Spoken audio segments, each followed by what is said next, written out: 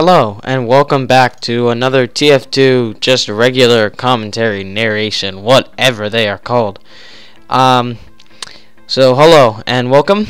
Today I'm going to talk about game sense, mainly, and some DM.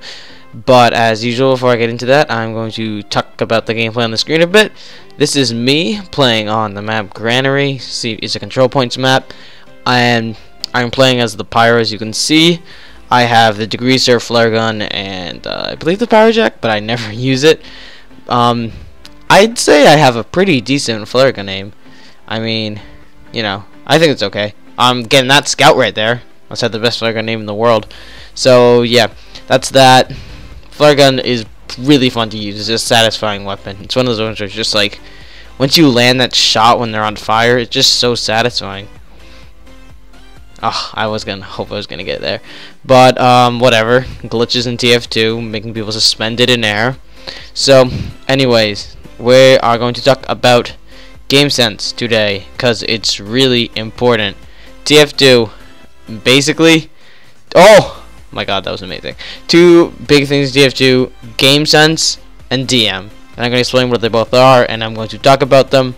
I might have talked about them a little bit in my competitive video. I do not remember. But okay, so game sense is basically knowing where to be, like when to be there, and knowing your positioning, your place on the team, and all that stuff as whatever class you are playing. So for example, knowing that as demo man you are supposed to be more positioned behind your team, because you cannot DM as well as some other classes, and your team can protect you better when you're behind them, just spamming them out the enemies, not your team. So yeah, game sense is really important. And then there's like the game sense of knowing like your class and stuff and where you need to be, and then there's game sense as a team, as in like we need to be pushing or we need to be falling back right now. So in TF2, as you know, you probably know, one of the big mechanics of TF2 is Ubercharge from the medics, and it is basically a big part of game sense, because being able to, in competitive, being aware of your medic and his Ubercharge and all that is very important. If you have an Uber advantage, then you should push, because, well, in most situations you should push, unless maybe they have the Uber advantage and the player advantage, which is another thing. So basically, the advantages are either an Uber advantage or player advantage, and depending on the player that's downed, that could be more or less important.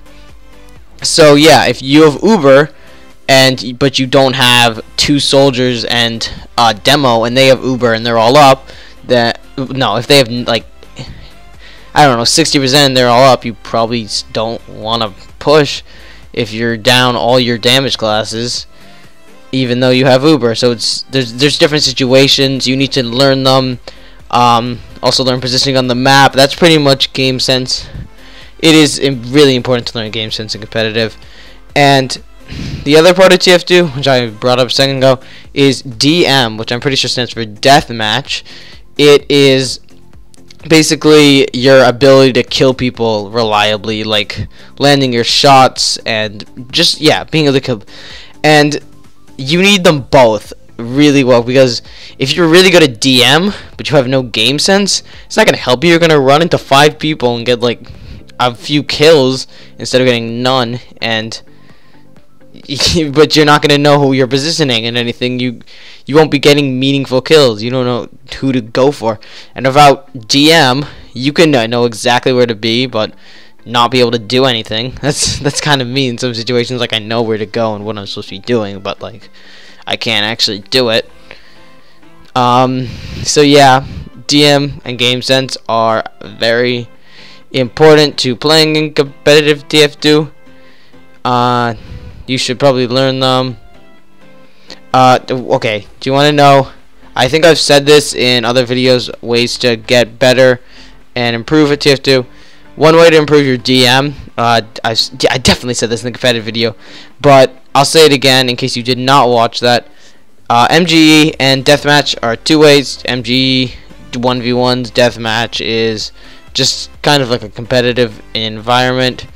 It's just killing people and having them instantly spawn, and it is quite the enjoyment. I just do it sometimes just to mess around.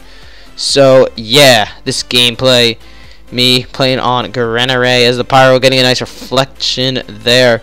When I was doing this gameplay, I was pretty sure I was gonna do a commentary on this, and I was trying to stay alive to show I got game sense, because usually when I'm recording I'm lagging a bit. I don't usually, like, you know, do the best, and so I was trying to see if how long I could stay alive. I stay along for a pretty long time, but the way I do die is coming up, and I don't know, it was kind of my fault. Like, I shouldn't have walked in. It's an army of pyros up here. Here it comes. So I guess this will be the time I wrap up the video, whereas we all know what happens here. Thanks for watching. I will not be making a video on Saturday. I am dead, and I will see you all next time.